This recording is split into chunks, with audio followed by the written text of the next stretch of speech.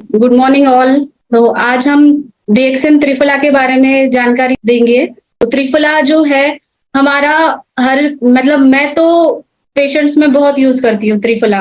और नॉर्मली भी जो हेल्दी पर्सन है उनको भी हम त्रिफला दे सकते हैं। तो वो कैसे दे सकते हैं मैं आपको आगे बताऊंगी। तो ये त्रिफला में 3 हर्ब्स है, आमलकी, बिबितकी और हिरडा।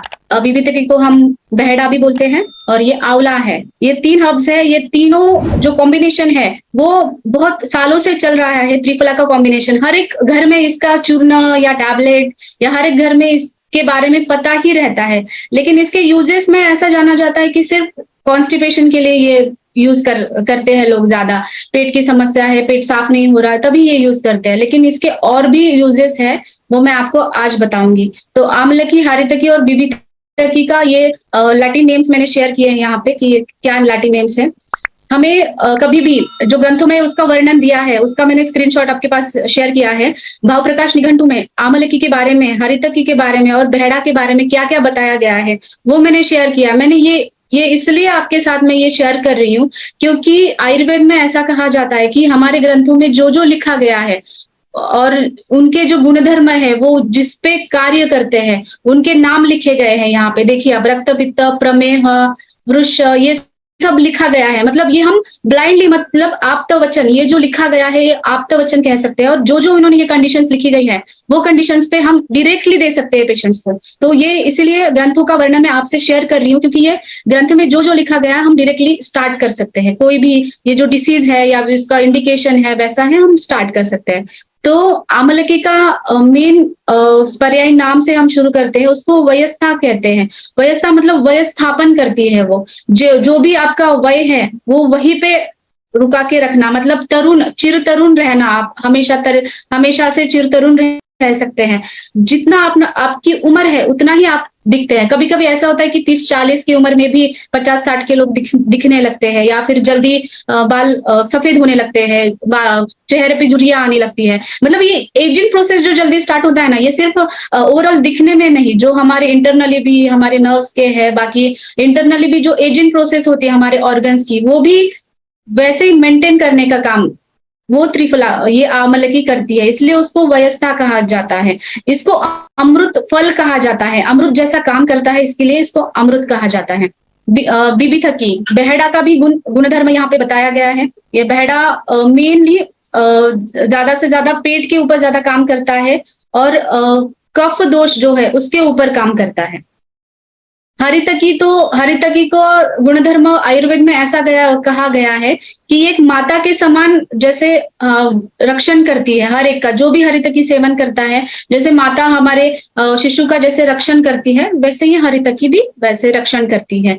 तो इसके जो प्रमाण लिखे गए हैं, श्वास, कास, प्रमेह, अष्ट, कुष्ठ, शोथ, उदर। उदर मतलब असाइटिस कहते हैं। असाइटिस के जो पेशेंट होते हैं, लीवर सिरोसिस के पेशेंट है, उसमें ये यूज होता है। तो ये जो लिस्ट बनाई गई है, मतलब जो हमारे ग्रंथों में बनाया गया है, लिखा गया है, तो हम वैसे ही उसको यूज करते हैं। यूरिनरी सिस्टम में भी इसका बहुत अच्छा यूज होता है। अश्मरी में, मूत्रपुच्छ में, लीवर के डिसीजेस में है, जॉन्डिस में है, प्लीहा मतलब जहाँ पे ब्लड सेल्स आपके अच्छे से नहीं बन रहे हैं, स्प्लीन में सूजन आती है, स्प्लीनोमेगाली जिनको कहते हैं, उसमें ये उपयोग होता है। हिपेटोमेगाली में उपयोग होता है। या फिर जो किडनी डिसीजेस है, डायबिटीज के बाद जो किडनी डिसीजेस होते हैं और नॉर्मली भी रीनल फेल्योर्स वगैरह होते हैं, इसमें ये बहुत अच्छा काम करती है। तो ये गुणधर्म आप सब ध्यान रखे। त्रिफला के ये इतने सारे गुणधर्म है कि हम इतने कंडीशंस में ये यूज कर सकते हैं। त्रिफला का भी वर्णन किया है सेपरेट, जैसे आमलकी, हारितकी और बिबितकी का वर्णन है, वैसे त्रिफला भी उनको वो बताया गया है कि त्रिफला कफ और पित्त को कम करता है। कफ और पित्त से जब वो बढ़ते हैं, इम्बैलेंस उनका होता है, तभी डिसीजेस तैयार होती हैं। कफ और पित्त इम्बैलेंस हो गया उसके बाद ही वात का इम्बैलेंस होता है। अगर आपका कफ और पित्त हेल्दी रहते हो तो मेह मतलब प्रमेह, डायबिटीज में ये अच्छे से उपयोगी है। कुष्ठ कहा गया है। कुष्ठ आयुर्वेद में ऐसी संकल्पना है कुष्ठ की, ये कि जो स्किन डिसीजेस है, all type of skin diseases, ये कुष्ठ के अंदर अलग अलग नाम से जाने गए हैं। मतलब ये हर एक स्किन डिसीज पे उपयोगी है। सरह है मतलब वात का अनुलोमन करता है। जो भी वात की गति है नीचे की तरफ है, अपान वायु की गति है, मल मूत्र विसर्जन जो नीचे की तरफ से होता है, तो सर गुण बताया गया है। चक्षुष है मतलब आपके आंखों के लिए अच्छे है, दीपन है, रुचिकर है, और विषम ज्वर में, ज्वर जो आता है, फीवर आता है, उसमें इसका अच्छा उपयोग होता है। तो ये ग्रंथ में लिखा गया है, वही हम प्रैक्टिकली अप्लाई करते हैं हमारे आसपास पेशेंट्स के ऊपर। तो ये आमलकी के पंच रस है, जो रस वीर्य विपाक क्यों जरूरी है, क्योंकि हम जो भी खा रहे हैं, मतलब आप स्वीट खाते हो, करेला खाते हो, या फिर आप कड़वा खाते हो, कुछ भी खाते हो, तो उसके रस वीर्य विपाक से वो कैसा काम करता है शरीर के अंदर, वो डिसाइड होता है। आयुर्वेद के जो भी हर्ब्स है, हमारे सिंगल हर्ब्स, इनका जो काम है रस वीर्य और विपाक, उसका प्रभाव, इससे ही वो काम करते हैं। इसी की वजह से हमें ये सबके रस वीर्य विपाक जानना जरूरी है। रस मतलब जो भी हम खा रहे हैं, जब हमारे जीभ को वो टेस्ट लगता है, उसको रस कहते हैं। तो उसमें 5 रस है। आम्ल रस ज्यादा प्रमाण से है, और लवण रस नहीं है इसमें। लवण छोड़ के बाकी मधुर, आम्ल, लवण, कटु, तिक्त, कषाय, लवण छोड़ के ये जो 5 रस बचे हैं, वो 5 रस इसमें है। गुण इसका लघु, रुक्ष और शीत कहा गया है। रुक्ष है मतलब वो कफ को कम करेगा, और लघु है, शीत है, इसके कारण वो वात को भी कम करेगा। उसका वीर्य शीत कहा गया है, क्योंकि बहुत लोगों को ऐसा डाउट होता है कि आम्ल है, आंवला तो खट्टा है, तो फिर आंवला खाने से एसिडिटी बढ़ेगी, पित्त बढ़ेगा। तो ये इसके शीत गुण धर्म है, ये ठंडा है और ये मधुर है। अंदर पेट में जाने के बाद ये मधुर विपाक होता है, इसकी वजह से ये एसिडिटी नहीं बढ़ाता, आम्लता नहीं बढ़ाता। शरीर के अंदर जो आम्लता बढ़ी हुई है, एसिडिटी बढ़ी हुई है, वो कम करता है। विपाक का मतलब है, आयुर्वेद टर्मिनोलॉजी में आपको बताऊंगी, विपाक मतलब जो भी हम खाना खा रहे हैं, उसका डाइजेशन के बाद क्या रस तैयार होता है, उसको विपाक कहते हैं। जैसे कि बहुत सारे लोग दही खाते हैं, दही ऐसा उनको लगता है कि ठंडा है, दही खाते हैं, लेकिन वो पेट में जब वो डाइजेस्ट हो जाता है, तो वो उष्ण विपाक होता है उसका। तो वो स्किन डिसीजेस है या फिर बाकी डिसीजेस है, वो देता है। कोई भी आप खा रहे हो, आइसक्रीम भी आप खाते हो, आपको लगता है वो ठंडा है तो अच्छा है, खाना चाहिए, लेकिन आगे जाके फिर पेट में वो जलन करता है, वो उष्ण विपाक का हो जाता है। तो विपाक रस से बिल्कुल अलग रहता है। जो भी टेस्ट हम खा रहे हैं ना, उससे कभी कभी अलग ही रहता है वो विपाक। अंदर पेट में जाके वो कैसा काम करेगा, ये सब विपाक के ऊपर डिपेंड करता है। इसका प्रभाव रसायन है। हमारे चरक संहिता में जो रसायन का उल्लेख किया है, उसमें आमल की रसायन सबसे बेस्ट माना गया है। और ये त्रिदोषहर है, वात पित्त कफ, क्योंकि ये इसके जो गुणधर्म है, इसकी वजह से ये त्रिदोषहर है। अब ये बहड़ा है, कषाय रस युक्त है। बहड़ा में भी एक मेन त्रिदोषज्ञ है, लेकिन ये कषाय रस का है, कसेला रस का है। इसकी वजह से ये कफहर है। कफ की जो व्याधि है, तो कफ के व्याधि में ये ज्यादा इस्तेमाल होता है। हरितकी का भी सेम वैसा है, कषाय प्रीडोमिनेंस है, और लवण रहित रस है इसका। तो लवण रहित होने की वजह से अगर सॉल्ट हम ज्यादा ले लेते हैं, सॉल्ट इंटेक ज्यादा ले लेते हैं, तो जिनका सॉल्ट इंटेक ज्यादा है, जिनको ब्लड प्रेशर की समस्या है, इसका मतलब उनका शरीर में वाटर रिटेंशन रहता है, सॉल्ट रिटेंशन रहता है, तो उनको अगर हम त्रिफला देते हैं, तो वो वाटर रिटेंशन निकल जाता है, और पैरों में सूजन आना या आंखों के नीचे सूजन आना, बहुत लोगों को ये समस्याएं दिखती हैं। या फिर काफ मसल्स पे, वहां पे भी सूजन रहती है। तो ये लवण रहित, जो जिसमें लवण रस नहीं है, वो अगर हम इस्तेमाल करते हैं हमारे डाइट में, तो ये आगे की समस्या कम हो सकती है। इसलिए हरितकी का मेन लवण रहित ये रस माना गया है। साथ ही में कषाय रस ज्यादा है, कसेला रस ज्यादा है, इसकी वजह से ये कफ पे ज्यादा काम करता है। रस ये पित्त पे भी काम करते हैं, क्योंकि ये विपाक जैसे शरीर में हम खाते हैं तब ये मधुर बन जाता है, इसलिए ये पित्त पे भी काम करता है। और कफ और पित्त पे काम करता है, इसका मतलब डायरेक्टली वो वात पे भी काम करता है। हरितकी का उपयोग बहुत लोग सिर्फ हरितकी का ही करते हैं, लेकिन हम हरितकी, विभतकी और आंवला ऐसे साथ में त्रिफला के साथ इस्तेमाल करते हैं, तो वो ज्यादा बेनिफिट देता है हमें। तो आमलकी और हरितकी और विवितकी में ये क्या क्या केमिकल कंस्टिट्यूएंट्स है, इसका मैंने लिस्ट दिया है। ये हमें जनरली जस्ट कॉमन लोगों को इतना जरूरी नहीं है जानना, लेकिन हमें हर एक चीज, मैंने पहले ही कहा कि उसके रिसर्च क्या हुई है, उसके अंदर क्या क्या रहता है, वो बहुत जरूरी है। अगर हम किसी भी हर्ब्स के बारे में बताएंगे, तो ये विटामिन सी रिच है, इसमें क्या क्या विटामिन है, मिनरल्स है, हरितकी में भी और विभक्तिकी में भी। और ये जो काम करती है, ये केमिकल कंस्टिट्यूएंट है, इसकी वजह से ये काम करती है। क्योंकि मॉडर्न टर्मिनोलॉजीज में भी अगर हमें प्रूव करना है कि ये कैसे काम करती है, तो ये जानना बहुत जरूरी है कि ये एंटीऑक्सीडेंट काम करती है, विटामिन सी है इसमें, और ये जो भी कंस्टिट्यूएंट्स है, उसकी वजह से ये हमें रिजल्ट कैसे देती है, इसलिए मैंने ये शेयर किया है आपके साथ। तो संहिता के अनुसार, अभी ये मॉडर्न टर्मिनोलॉजी में बताया कि वो क्या कैसा कैसा उसमें क्या क्या कंटेंट्स है, एंटीऑक्सीडेंट्स है, विटामिन सी है, मिनरल्स विटामिन से रिच है, लेकिन संहिता में इसका क्या वर्णन किया गया है? संहिता में बताया गया है कि ये रसायन है। रसायन का आपने बहुत बार मेरी मुंह से सुना होगा कि रसायन है, गुरुचि रसायन है, आंवला रसायन है, त्रिफला रसायन है, ब्राह्मी रसायन है। रसायन का मतलब क्या होता है? रसायन का मतलब ये होता है कि वो रस से लेकर जो भी हमारे धातु है, 7 धातु, सप्त धातु, उनका अच्छे से पोषण करना, उसको रसायन कहते हैं। तो रसायन आयुर्वेद में ऐसा कहा गया है कि रसायन हर कोई ले सकता है, मतलब उसमें कुछ एज लिमिट नहीं है या उसका कुछ कैटेगरी भी नहीं है कि आपको ये डिसीज है तो ही आप रसायन लो, तो ही आप ये हर्ब लो। तो रसायन ऐसी चीज होती है जो हर कोई बिना डिसीज के भी प्रिवेंशन के लिए भी ले सकता है। मतलब त्रिफला ऐसा रसायन है कि जो हर कोई यूज कर सकता है डेली लाइफ में। कफ पित्तग्न है, दीपन है। दीपन का बारे में मैंने आपको ब्लैक क्यूमिन के लेक्चर में भी बताया था कि दीपन का मतलब है अग्नि दीपन। हमारा जो डाइजेस्टिव फायर है उसको अच्छे से रखना, डाइजेशन है वो अच्छे से रखना, भूख लगना, उसको हम दीपन कहते हैं। रोपन है, रोपन का मतलब है आयुर्वेद में व्रण रोपन। जैसे भी नॉन हीलिंग वुंड्स है या फिर फोड़े आते हैं स्किन के ऊपर, एक्ने है, घाव है, कोई बच्चे गिरते रहते हैं इधर उधर घाव घूमते हुए, तो उसका रोपण होना मतलब उसका हीलिंग होना बहुत जरूरी है। तो ये रोपण काम त्रिफला का है। मेहग्न है, ये डायबिटीज में बहुत अच्छा काम करता है। विषम ज्वर में, मतलब ज्वर फीवर का जो कंडीशन है। नेत्र रोग, नेत्र रोग में तो त्रिफला सबसे बेस्ट मेडिसिन बताया गया है। नेत्र रोग में इसका इस्तेमाल ऐसा होता है कि आजकल हमने देखा है कि स्क्रीन टाइम बहुत रहता है, बच्चों का भी स्क्रीन टाइम है, बड़ों का भी स्क्रीन टाइम है, उसकी वजह से उनकी आंखें लाल हो जाती है, आंखों से जलन होना, आंखों से पानी निकलना, ये चीजें दिखती है। तो उन कंडीशंस में हम ये यूज कर सकते हैं। मेदोहर है, वेट लॉस में इसका उपयोग है। कुष्ठग्न स्किन डिसीजेस में, वर्ण शोधन मैंने पहले कहा वुंड हीलिंग में है। वर्णदायिनी मतलब कभी कभी वात दोष बढ़ने की वजह से स्किन पे रूखापन आता है, ब्लैकिश आ जाता है, स्किन भी ब्लैकिश हो जाती है, पैरों की स्किन ब्लैकिश हो जाता है। जनरली ये जैसे कि एज बढ़ता जाता है उन लोगों में ज्यादा दिखता है कि उनका स्किन पहले नॉर्मल था और फिर उनके स्किन में एक कालापन आ गया है, तो ये वर्ण देता है, नॉर्मल स्किन का जो कलर है वो मेंटेन करता है। योनि गुल्मनाशन है, मतलब ये जो भी ग्रंथि होती है हमारे शरीर में योनि के जगह पे वो कम करती है। तो रसायन का ये मतलब मैंने आपको यहाँ पे शेयर किया है। चरक संहिता में रसायन का मतलब क्या है, क्योंकि ये आप सब लोग ध्यान देना चाहिए, क्योंकि हमारे सिंगल हर्ब्स में बहुत से हर्ब्स ऐसे हैं कि वो रसायन कहे गए हैं।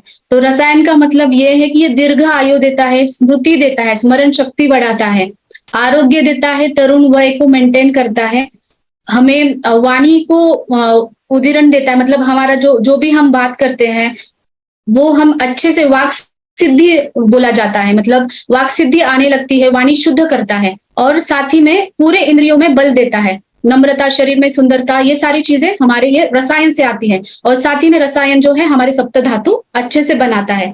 तो संहिताओं में जो रसायन जो जो कहे गए हैं, तो ये सब रसायन ऐसे काम करते हैं, इसलिए मैंने ये रेफरेंस आपको दिया कि आगे जाके भी हम जो भी रसायन के बारे में बात करेंगे आपको ये पता होना चाहिए।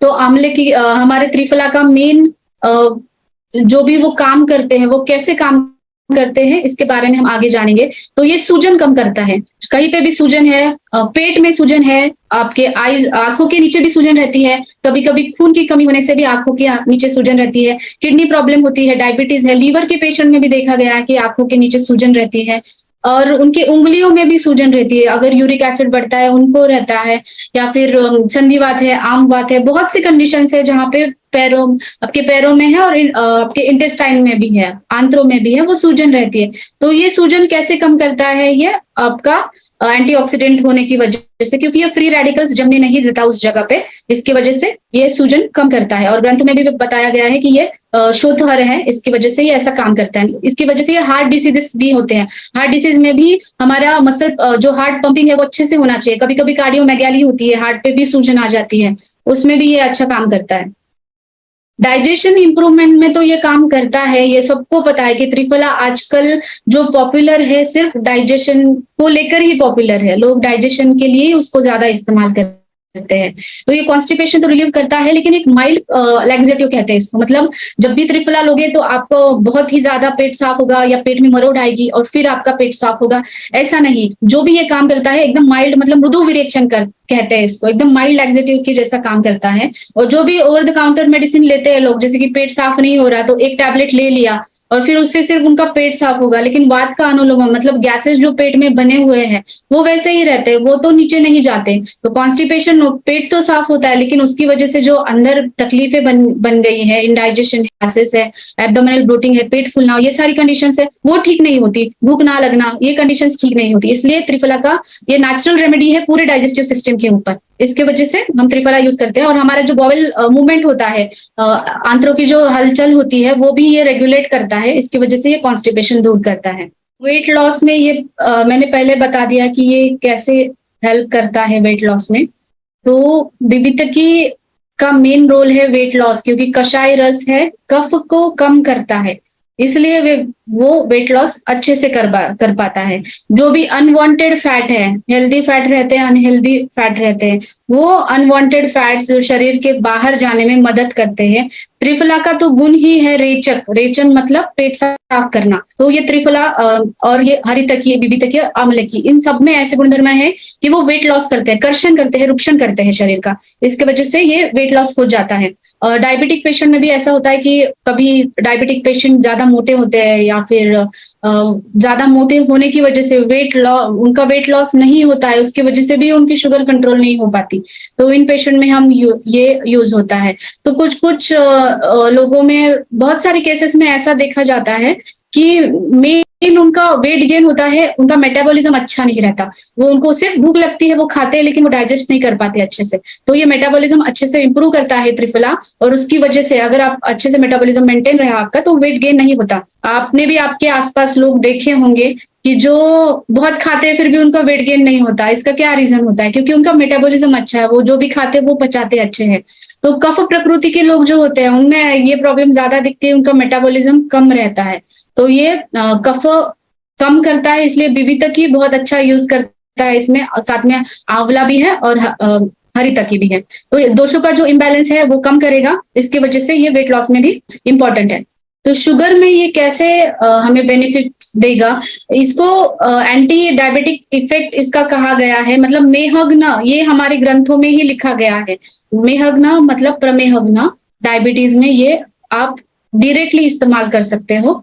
और क्लेदग्न है, क्लेद मतलब डायबिटीज के पेशेंट में आपने देखा होगा, क्लेद मतलब एक चिकना पदार्थ होता है शरीर के अंदर जो बढ़ता है। डायबिटिक पेशेंट में यूरिन के लिए वो ज्यादा जाते हैं, बार बार जाते हैं वो यूरिन के लिए, क्योंकि उनका क्लेद बढ़ा होता है और उनका इसकी वजह से किडनी पे भी ज्यादा लोड आता है। और क्रॉनिक डायबिटिक पेशेंट में फिर ये किडनी का क्रिएटिनिन बढ़ना या फिर किडनी का फंक्शन डिस्टर्ब होना वो होता है, क्योंकि क्लेद अगर बढ़ गया तो किडनी का जो लोड है वो बढ़ेगा। तो ये चिकना पदार्थ है, क्लेद है, वो शरीर के बाहर जाना बहुत जरूरी है। तो डायबिटिक पेशेंट में जो बार बार उनको मूत्र प्रवृत्ति होती है, ये क्लेद बाहर निकालने के लिए होती है। हमारी बॉडी खुद ही उस क्लेद को बाहर निकालती है, लेकिन कभी कभी क्या होता है किडनी पे भी बहुत लोड आ जाता है और उसकी वजह से क्लेद बाहर नहीं निकल पाता, फिर उनको सूजन आना, पैरों पे सूजन है या फिर पेट में सूजन है, असाइटिस है, ये सारे लक्षण दिखते हैं। इसकी वजह से डायबिटीज का ये क्लेदग्न होने की वजह से ये ब्लड शुगर लेवल मेंटेन करता है। साथ में जो नर्व डैमेज होता है, डायबिटिक न्यूरोपैथी जिसको कहा जाता है, उसमें ये अच्छा है। डायबिटिक नेफ्रोपैथी में, जो डायबिटीज में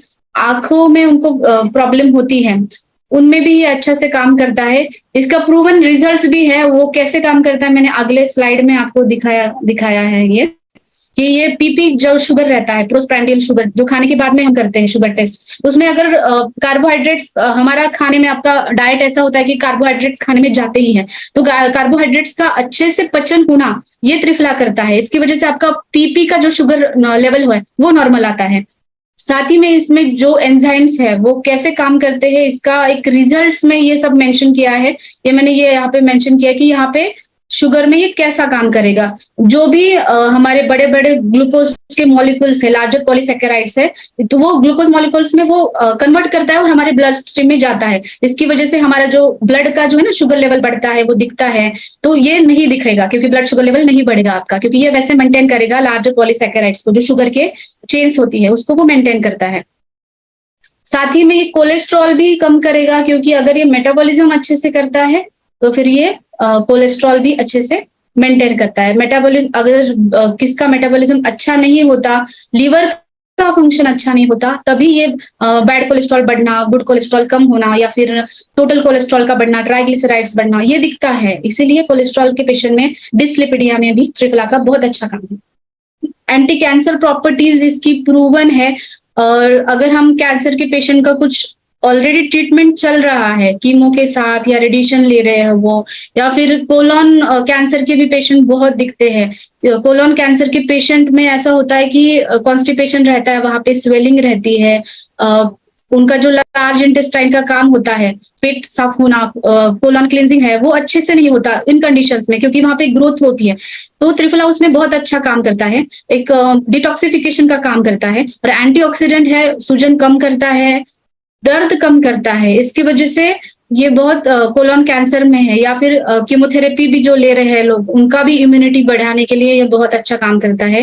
ये चेबुलिनिक एसिड जो हमने कहा है कि हरितकी में पाया जाता है, तो एक एंटी ट्यूमर एजेंट करके ये प्रूवन है। तो इसका जो भी ट्यूमर वगैरह कंडीशंस है उसमें भी हम ये यूज कर सकते हैं। कोलोनोरेक्टल कैंसर्स में तो ये यूज होगा ही, क्योंकि ये अच्छे से हमारा कोलोन क्लींस करता है, डिटॉक्सिफिकेशन करता है। डेंटल हेल्थ में भी ये बहुत इस्तेमाल होता है। बच्चों में भी है, डेंटल केरीज होती है, प्लाक्स होते हैं। बड़ों में भी अगर कुछ भी डेंटल प्रॉब्लम्स बहुत ज्यादा दिखाई दे रही है आजकल, मुंह में छाले आते हैं, बहुत लोगों को मुंह में छाले आते हैं। मुंह में छाले आने का मतलब ऐसा होता है कि हमारा डाइजेस्टिव सिस्टम अच्छे से नहीं काम कर रहा है, इसकी वजह से बार बार छाले आते रहते हैं। आप ओवर द काउंटर कुछ तो मेडिसिन ले लेते हो, क्रीम लगा लेते हो, लेकिन वो मुंह के छालों का फिर आगे जाके कभी कभी ऐसा होता है कि वो ओरल कैंसर में भी परिवर्तन हो सकता है। इसलिए वजह से स्टोमेटाइटिस को, जो भी मुंह में छाले आते हैं, उसको हमें निग्लेक्ट नहीं करना चाहिए कभी भी। और टूथ एक में भी, दांत जिनके दर्द होते हैं, तो उनको भी ये त्रिफला बहुत अच्छे से काम करेगा। सूजन रहती है दांतों के अंदर, ब्लीडिंग रहती है, जब भी ब्रश करते हैं तो ब्लीडिंग दिखाई देती है, तो उनमें भी ये त्रिफला अच्छे से काम करता है, क्योंकि ये सूजन कम करता है और एंटीमाइक्रोबियल प्रॉपर्टीज है इसकी। तो ये स्वेलिंग कम करेगा, प्लस वहां पे जो इन्फेक्शन है, पस फॉर्मेशन है, वो भी कम करेगा। तो इसकी वजह से ये डेंटल हेल्थ में ज्यादा यूज होता है। तो एक रिसर्च भी है कि जिसमें त्रिफला का माउथ वॉश, त्रिफला का कंटेंट करके एक माउथ वॉश है, वो यूज किया तो उनको बहुत अच्छा रिजल्ट मिला ये सारे डेंटल कंडीशंस में। लेकिन माउथ वॉश तो हम सिर्फ बाहर से माउथ वॉश करेंगे और फेंक देंगे, लेकिन त्रिफला इंटरनली आप अगर इस्तेमाल करते हो तो हर एक जगह पे वो जाके काम करेगा, जहां जहां पे ये जो आपको लक्षण दिख रहे हैं। मतलब इंटरनली ये लेना बहुत जरूरी है माउथ वॉश से ज्यादा। स्किन केयर में भी ये इंपॉर्टेंट है। मैंने पहले कहा कि हमारी संहिता में इसको व्रणरोपण कहा गया है, व्रण शोधन कहा गया है। डायबिटिक पेशेंट में त्रिफला क्लेदग्न काम करता है। मतलब बहुत डायबिटिक वुंड्स जो होते हैं, नॉर्मल भी जो वुंड्स होते रहते हैं, ज्यादातर होते, स्किन डिसीज में भी ऐसा होता है कि बहुत से फोड़े आते हैं, फुंसी आती है, फिर वो ब्लैकिश कलर के हो जाते हैं। तो स्किन केयर में भी त्रिफला का बहुत अच्छे से इस्तेमाल होता है, क्योंकि ये कोलेजन जो बनता है वुंड हीलिंग की तरह जब होता है, तब एक लेयर बनना जरूरी है। हमें जब भी कुछ भी जख्म होती है तो हमारा वुंड हीलिंग तभी होता है जब कोलेजन फॉर्मेशन वहां पे अच्छा होता है।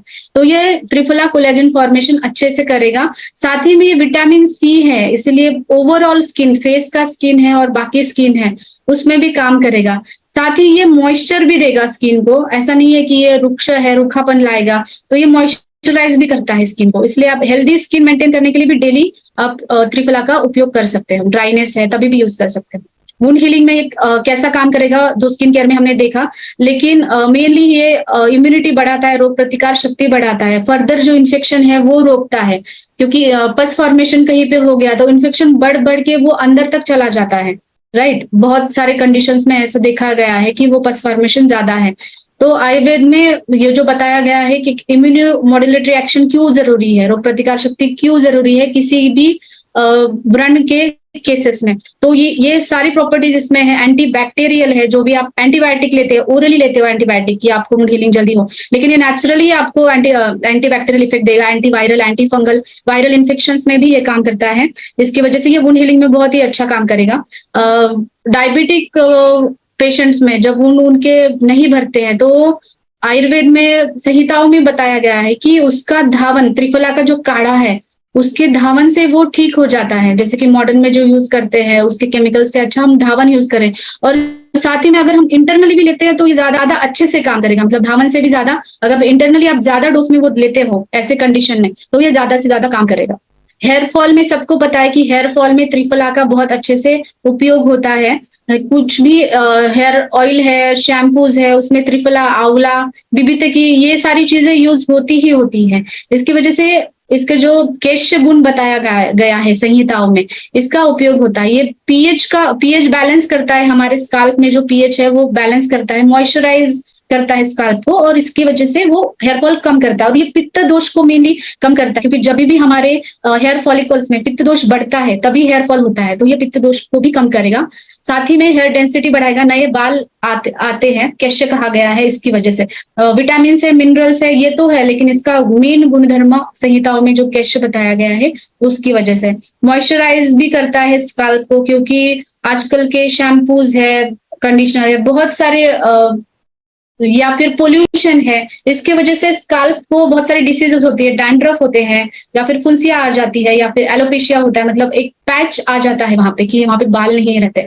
तो उस कंडीशन में भी त्रिफला अच्छा काम करता है। और प्री मैच्योर ग्रेइंग में भी इसका उपयोग बहुत अच्छा है त्रिफला का। पहले के जमाने में लोग लेप भी लगाते थे, लेकिन लेप से अच्छा मैं आपको सजेस्ट करूंगी कि अगर आप इंटरनली लेते हो, क्योंकि लेप एक्सटर्नली हो गया, अगर आप मेडिसिन ले रहे हो रोज के रोज, डोज आप डिवाइड कर सकते हो वैसे तरीके से। अगर ज्यादा बहुत ही जल्दी 8-9 साल के बच्चे को ही ऐसा प्रीमैच्योर ग्रेइंग हो रहा है, बाल सफेद हो रहे हैं, तो आप जल्दी उसको दे सकते हो ये यूज करना। साथ ही में पोटेशियम और आयरन भी रहता है इसमें, तो इसकी वजह से भी हेयर फॉल कम होता है। क्योंकि मेनली कहते हैं कि आयरन, जिसका खून में एचबी हीमोग्लोबिन कम रहता है, उनमें हेयर फॉल की समस्या ज्यादा दिखती है। तो ये आयरन इसके अंदर होने की वजह से ये हेयर फॉल और ये प्रीमैच्योर ग्रेइंग, मतलब बाल सफेद होना बहुत जल्दी उम्र में भी, वो कम करता है। मेनली एक कैसे कैसे काम करता है ये त्रिफला हमारा, हार्ट के लिए टॉनिक है, हिपैटो प्रोटेक्टिव, मतलब लीवर को प्रोटेक्शन देता है। ये सब मैंने एक चार्ट में मेंशन किया है। एंटी कैंसर, इम्यूनोमोड्यूलेटरी एक्शन है, एंटीऑक्सीडेंट है, साथ ही में एंटी माइक्रोबियल, एंटीवायरल कैसे काम करता है ये त्रिफला, ओवरऑल ये सब काम करता है। ये मैंने एक स्लाइड में आपको बता दिया है। हमने जो ये त्रिफला के बारे में देखा है अब तक, तो इसका एक नॉर्मल हम कौन कौन से कंडीशंस में यूज करते हैं, तो मैंने एक लिस्ट बनाया है ये जो कंडीशंस का। लेकिन इसके अलावा भी आयुर्वेद में जैसे कहा गया है कि जो ग्रंथ में बताया गया है वो आप्तवचन तो है, लेकिन इसके अलावा भी हम युक्ति प्रमाण से अगर त्रिफला को यूज करते हैं तो वो उतना ही बेनिफिट देगा। जैसे कि ये लिस्ट है जिन जिन कंडीशन में आप यूज कर सकते हैं। कोलॉन क्लिनजिंग है, गैस्ट्रिक प्रॉब्लम्स है, constipation, hypertension, cardiovascular diseases, ophthalmic problems, आंखों के बारे में कोई भी प्रॉब्लम है तो आप डायरेक्टली त्रिफला शुरू कर सकते हो, क्योंकि ऑलरेडी उसको चक्षुष्य कहा गया है, तो आप डायरेक्टली आप शुरू कर सकते हो। लीवर का प्रॉब्लम है या फिर पेट में सूजन है, कोई भी, हमारे मुंह से लेकर पूरा इंटेस्टाइनल जो जीआईटी ट्रैक है, रेक्टम तक, कोलॉन रेक्टम, वहां तक भी सूजन है तो आप यूज कर सकते हो। ब्लड प्यूरिफायर है, स्किन कंडीशन में ये ब्लड प्यूरिफायर इफेक्ट अच्छा काम करेगा। अर्थराइटिक कंडीशन में वो भी अच्छा काम करेगा। एंटी एजिंग, ये बहुत अच्छा काम करता है एंटी एजिंग में। और हाइपोग्लाइसेमिक, मतलब शुगर जिनका ज्यादा बढ़ा हुआ है डायबिटीज पेशेंट में, ये अच्छे से यूज होता है।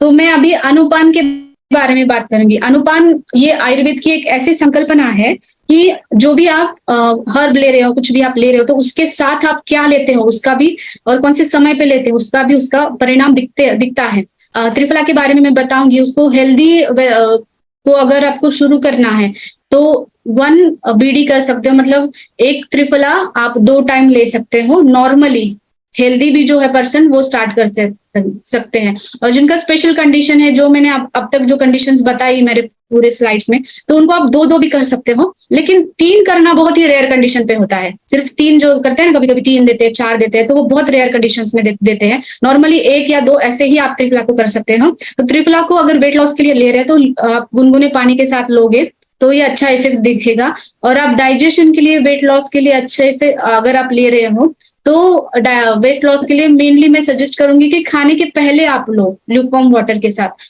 और शहद का पानी जो होता है उसके साथ भी लिया जाता है। शहद का पानी आपको गर्म पानी के साथ शहद नहीं लेना है। आयुर्वेद में गर्म पानी और शहद निषिद्ध कहा गया है, मतलब विरुद्धान्न कहा गया है। तो आपको नॉर्मल पानी में शहद मिला करके वो आप ले सकते हो और उसके साथ त्रिफला के टैबलेट्स ले सकते हो, तो वो वेट लॉस में इस्तेमाल होगा। अगर डायबिटिक पेशेंट में हनी का इस्तेमाल करना है तो वो नेचुरल ही होना चाहिए, क्योंकि शुगर एडेड हनी बहुत मार्केट में आते हैं, तो वो डायबिटिक पेशेंट को मैं नहीं बताऊंगी कि आप वैसा ले। इससे अच्छा है कि आप ल्यूकवार्म वाटर से ही ले।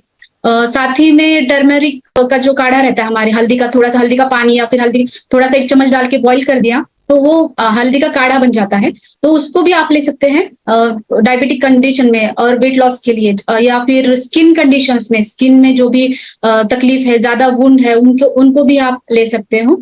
और मेनली त्रिफला मैं जो सजेस्ट करती हूँ मेरे क्लिनिक से सबको, मैं बताती हूँ कि त्रिफला के साथ virgin coconut oil compulsory start करना है। विदाउट वर्जिन कोकोनट ऑयल ज्यादा से ज्यादा उसका अगर हमें इफेक्ट दिखना है तो वर्जिन कोकोनट ऑयल से ही हमें ज्यादा दिखेगा, क्योंकि त्रिफला बहुत ही मतलब ऐसे जब भी स्टार्ट करते हैं, नॉर्मली तो त्रिफला ऐसा होता है कि जब बहुत कंडीशन ऐसी है कि रुक्षता आई है शरीर में, कॉन्स्टिपेशन आता है, कॉन्स्टिपेशन के कंडीशन में आप यूज कर रहे हो तो स्निग्धता देना बहुत जरूरी है। और त्रिफला अब भी ऐसा कहा गया है कि ऑलरेडी उनका वात दोष बढ़ा है, रुक्षता बढ़ी है, और जैसे कि उम्र बढ़ती जाती है, ओल्ड एज में ऑलरेडी वात दोष बढ़ा हुआ होता है, तो रुक्षता होती है उनकी बॉडी में, तो वर्जिन कोकोनट ऑयल के साथ देना बहुत बेहतर रहेगा। अगर आप नॉर्मल सुबह सुबह नॉर्मल वर्जिन कोकोनट ऑयल ले लेते हो एम्प्टी स्टमक और बाद में त्रिफला कभी भी आप ले सकते हो, तो ऐसे कंडीशन में आप ज्यादा से ज्यादा वो इफेक्ट देगा त्रिफला का, और वो ड्राइनेस भी नहीं उत्पन्न होगी आपके शरीर के अंदर, और गैसेस भी है वो भी पास होगी अच्छे से।